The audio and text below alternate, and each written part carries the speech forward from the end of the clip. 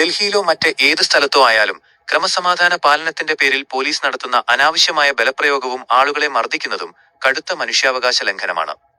ജനാധിപത്യ സമൂഹത്തിൽ ഇത്തരം രീതികൾ അംഗീകരിക്കാൻ കഴിയില്ല. പോലീസ് നിൽക്കേണ്ടത് ആരുടെ ഭാഗത്താണ് എന്ന ചോദ്യത്തിന് വ്യക്തമായ ഉത്തരമുണ്ട്. നിയമത്തിന്റെ ഭാഗത്ത്. പോലീസ് നിൽക്കേണ്ടത് ഏതെങ്കിലും രാഷ്ട്രീയക്കാരുടെയോ പ്രത്യേക വ്യക്തികളുടെയോ ഭാഗത്തല്ല, മറിച്ച് ഭരണഘടനയുടെയും നിയമത്തിന്റെയും ഭാഗത്താണ്. ജനങ്ങളുടെ സുരക്ഷയ്ക്ക്, സാധാരണക്കാരായ ജനങ്ങളുടെ ജീവനും സ്വത്തിനും സംരക്ഷണം നൽകുക, അവരുടെ മൗലികാവകാശങ്ങൾ സംരക്ഷിക്കുക എന്നതാണ് പോലീസിന്റെ പ്രാഥമിക കർത്തവ്യം. നിഷ്പക്ഷത. രാഷ്ട്രീയ സമ്മർദ്ദങ്ങൾക്കോ സ്വാധീനങ്ങൾക്കോ വഴങ്ങാതെ തികച്ചും നിഷ്പക്ഷമായി പ്രവർത്തിക്കാൻ പോലീസ് ബാധ്യസ്ഥരാണ്.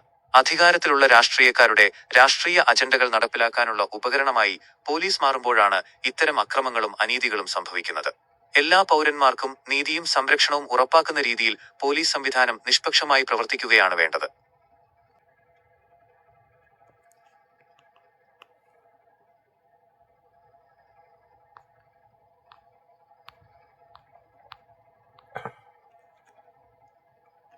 പോലീസ് സംവിധാനം ജനസൗഹൃദപരവും നിഷ്പക്ഷവുമാക്കാൻ ഏതാനും പ്രധാന പരിഹാര മാർഗങ്ങൾ, പോലീസ് റിഫോംസ് ആവശ്യമാണ്. 1. പോലീസിനെ രാഷ്ട്രീയ മുക്തമാക്കുക.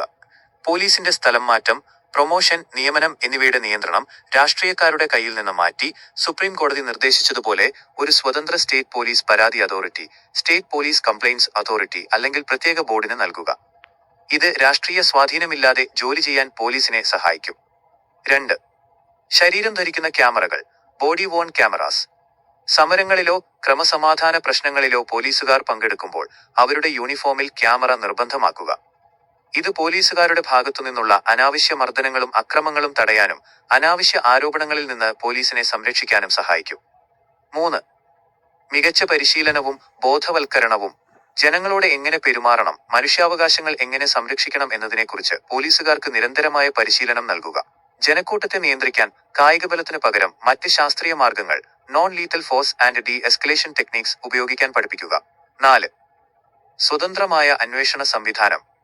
അതിക്രമം കാണിക്കുന്ന പോലീസുകാർക്കെതിരെ കശനമായ നടപടിയെടുക്കാൻ പോലീസിന് പുറത്തുള്ള ഒരു സ്വതന്ത്ര ഏജൻസിയെ അന്വേഷണം ഏൽപ്പിക്കുക. കുറ്റം ചെയ്യുന്ന പോലീസുകാർക്ക് ശിക്ഷ ഉറപ്പാക്കിയാൽ മാത്രമേ ഇത്തരം സംഭവങ്ങൾ കുറയൂ. 5. ജോലിഭാരവും മാനസിക സമ്മർദ്ദവും കുറയ്ക്കുക. തുടർച്ചയായ ജോലിഭാരവും മാനസിക സമ്മർദ്ദവുമാണ് പലപ്പോഴും പോലീസുകാരെ അക്രമകാരികളാക്കുന്നത്.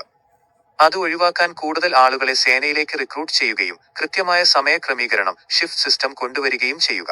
ചുരുക്കത്തിൽ, നിയമം നടപ്പിലാക്കുന്നവർ തന്നെ നിയമം ലംഘിക്കില്ലെന്ന് ഉറപ്പുവരുത്തുന്ന ശക്തമായ ഒരു നിരീക്ഷണ സംവിധാനവും ഭരണഘടനാപരമായ ബോധവൽക്കരണവുമാണ് ഇതിനുള്ള പ്രധാന പരിഹാരം. ഹായ്, ഞാനൊരു ചോദ്യം, എന്നോടൊരു സുഹൃത്ത് ചോദിച്ച ചോദ്യമാണ്. അതായത് പോലീസ് നിൽക്കേണ്ടത് ആരുടെ ഭാഗത്താണ് എന്ന്. അതായത് രാഷ്ട്രീയക്കാരുടെ ഭാഗത്തോ ജനങ്ങൾക്ക് വേണ്ടിയിട്ടോ. അതിനുള്ളൊരു മറുപടി ആയിട്ട് ഞാൻ തരികയാണ്.